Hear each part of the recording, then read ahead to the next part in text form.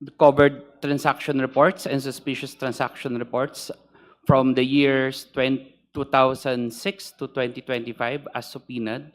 And then the second set, which is Annex B, are the financial intelligence reports as well as investigation reports on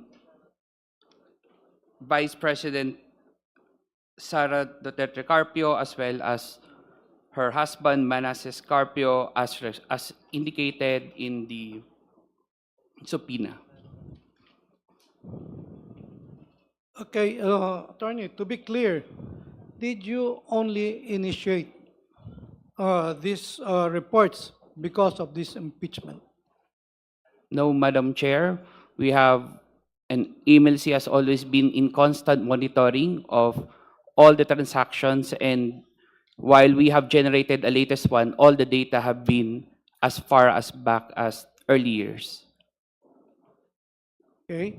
And kanino po mga accounts ang mga nakasaan dito sa mga dokumento na dala ninyo? Bali po, ito po ay mga accounts ni Vice President Sara Duterte sa kanyang individual or sole account. Kasama na rin po ang kanyang mga ka-joint account, kasama ang kanyang pamilya o ibang tao, o pati kanya ng asawa. At kasama na rin po ang account ng kanyang asawa na si Manasseh Carpio at ang kanyang mga ka-joint account na kapamilya niya o ibang tao man. Salamat po. Pinakauli na lang pong tanong.